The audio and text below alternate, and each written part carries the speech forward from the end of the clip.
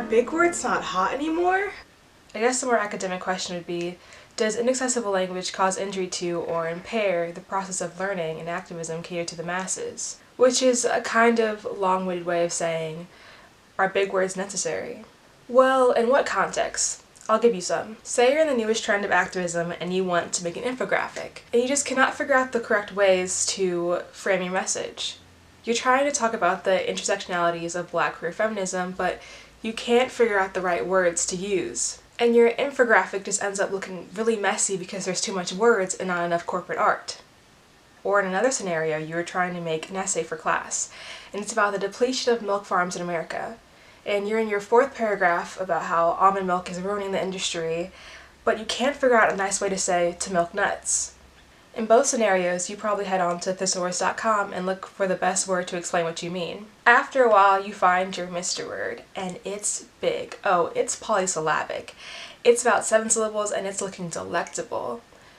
But right before you type it in, you pause, and you think to yourself, is this language inaccessible? Or you don't.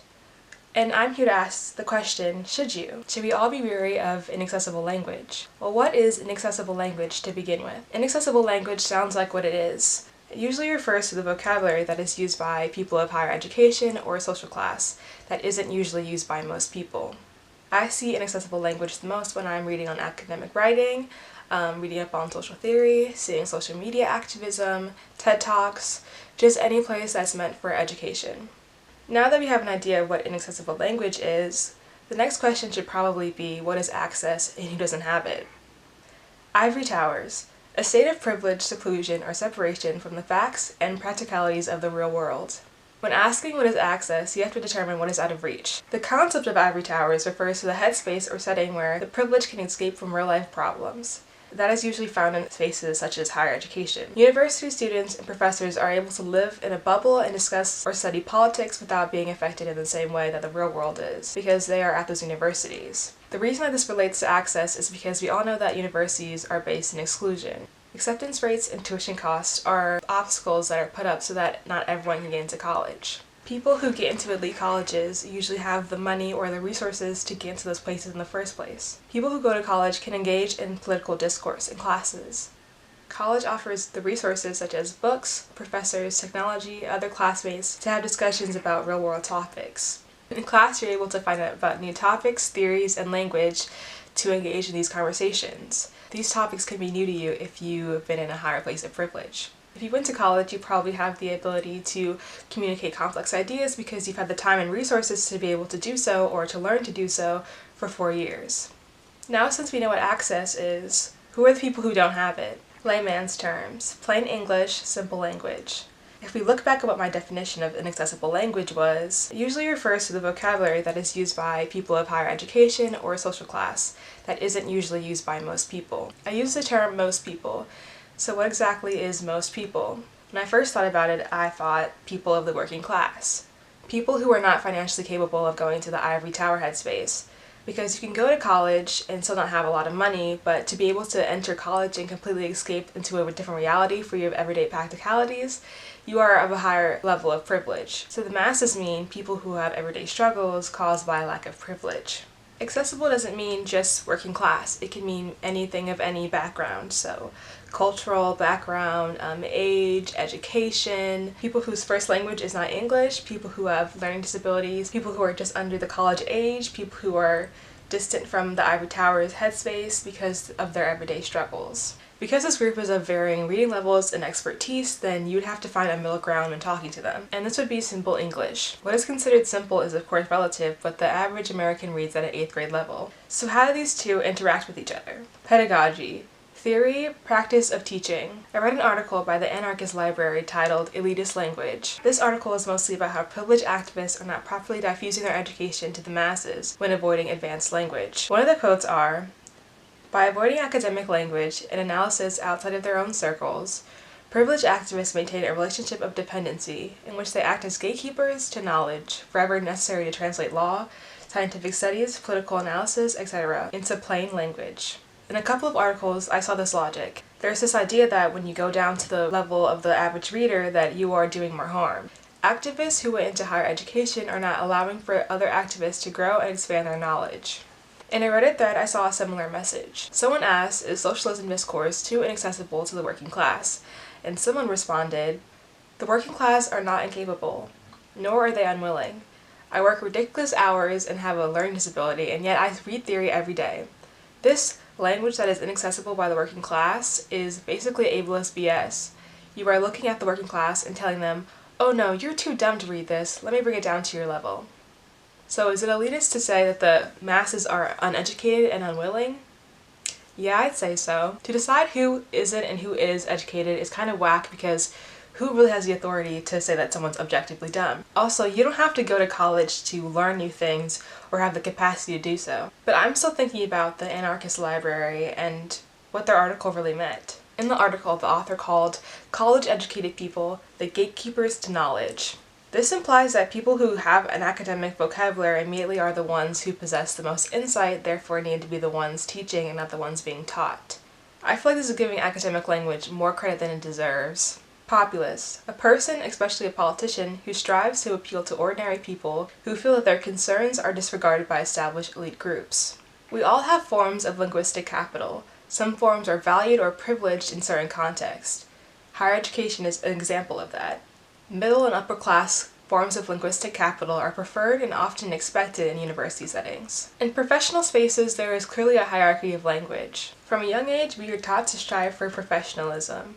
It is in our dress codes, our presentations, our speeches, the way that we are taught to write papers in schools. These are all ways that our society trains us for work in our later life. We are taught that there is an acceptable way and an unacceptable way to talk to our coworkers. When we are told the acceptable way to talk to our colleagues, it is not just politeness that is encouraged, but a certain diction, syntax, and jargon. This jargon that is accepted comes from people who again are privileged in wealth and whiteness. With professionalism comes authority, and this translates to academic or activism settings. These people who can conduct themselves in this professional manner are expected to be listened to. So now that we know that if you get a handle on this academic or professional language, that it gives you certain access. People who use this academic language are usually deemed as smart, and intelligence gives you influence and authority.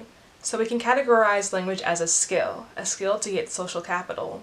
This is a taught skill though. It is usually taught in higher or quality education. People are trained to speak this way when they are given space to talk in college. Students are able to expand their vocabulary when they talk in classes about gender theory or art history or environmental studies. Academic language is given to these people so that they can come up with complex analyses about social issues, literature, and art. Language is a tool of communication. It is a way that we interpret and spread our knowledge, but it isn't knowledge itself. I think, of course, it's an impressive skill to have an expansive vocabulary, but I think it's kind of an overrated virtue. So this brings me back to the gatekeepers of knowledge comment. This idea that people who have an academic vocabulary are the only ones who have a nuanced perspective on life is kind of skewed. I don't think this is exactly what the author of the article meant, but I do think it's a common practice to see someone who is using big words and deem them as the smartest person in the conversation. This is why I think using big words is kind of overrated, because it puts too much emphasis on the words and their association to power rather than lived experiences. College education means more privilege. More privilege means that you're more distant from oppression, which means that your perspective on politics are more theoretical. This isn't to say that all people who go to college cannot have important lived experiences or can't experience oppression. I just think it's important to acknowledge the place that we all have in political discussions. The people at the bottom, the people who don't have the same access to quality schooling, are the ones who are the most affected by these discussions but are not given the same spotlight. The working class are the true holders of knowledge with social issues because they affect them the most. When we look at American activism, we can see time and time again that any political movement was started by people who were at the highest risk and had the least to lose. Black people in the civil rights movement in the 60s have had their movement reduced into black squares on Instagram. Marsha P. Johnson and Sylvia Rivera got their hands dirty so that the white gays can say, "Yes, queen," in the streets. White activists will infiltrate movements and dominate conversation because they have the privilege of their whiteness, their education, and their words. This makes people with the most privilege the face of activism and education because we are upholding this language. Tete-a-tete, a private conversation between two people. So if lived experiences are what causes revolutions, is academic language still something that we should hold on to? The relationship between writer and reader, or listener and speaker, I think is the most important thing to consider. What is the intention of the writer? I don't think that people who are writing books need to be crucified if they use big words, because literature and writing are art forms.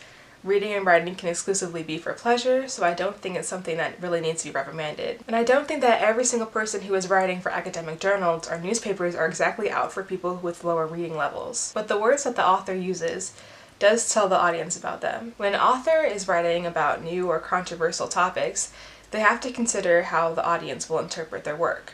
The writer will try to present as unbiased and invincible, so they will try to make their language as impressible or formidable as possible. So writers will often sacrifice clarity in order to seem as untouchable as possible. Writing well in academic language also gives you credibility, so I get the point in using it. Writers might also have an audience in mind for their piece. The author might expect people who are at their reading or learning level to be the only ones who want to read about whatever they're writing about. Conversations amongst people of the same discipline and that level of discipline are of course expected to use the same lingo. I don't expect an experienced biochemist who is writing to another experienced biochemist to explain the function of every single concept that they bring up. I also don't expect a seasoned activist to explain every single step of social theory even when they're addressing the public. Big words are sometimes the only words you know how to use when you're describing unconventional ideas. Big words are necessary when you're trying to explain specific or abstract ideas. If the only word you know to describe something is intersectionality or Orientalism, then that is the word that you have to use. The further you go into learning about a topic, the more words you're going to learn. The more in-depth the conversation gets, the more nuance and specificity is expected. But it's still important to consider who you're having a conversation with. Are you trying to have a conversation with someone who has the same vocabulary that you have, or someone who has a different lexicon? Because if you're talking to someone who is unfamiliar with the words that you're using, or you are unfamiliar with their words, and this means any type of English, AAVE, Spanglish, then I think that you have to consider using Simple English. If you think that your message is that important, then why not consider using Simple English? Simple English is most likely to resonate with the most amount of people and has the highest capacity to become popular. So again, I just think it's important to ask yourself what your intentions are. Is your audience your peers, or do you want to reach the most amount of people as possible? Do you care about the utmost clarity, or are you trying to present yourself as a formidable writer? Whatever language you do use, I think its purpose should be to encourage people to want to learn more and have conversations of their own. In conclusion, so are big words necessary? I guess they are very useful when you're trying to talk about unconventional ideas, or when you're trying to gain access to certain spaces, or when you're experimenting with writing, and it's pretty impossible to not run into big words when you are learning about new things. You can use whatever words that you want to, but I think we should all be wary of the power that we give big words. It's pretty classist to only accept academic language when you're trying to listen and learn from people, because you don't want to exclude people who don't have access to higher education. Also, academic language is just boring most of the time. Trying to learn from classic philosophers or writers is hard because no one talks like that anymore. And I think that's an important thing to consider, is that not everyone wants to have a dictionary.com tab open every single time they want to learn. Most of the time, reading advanced English just feels alienating or just like too much work, which I think is okay. We should all just try to accept all forms of English because none of them are dumber or smarter versions of it. So just make sure that your intentions are in the right place instead of trying to seem cool or hot.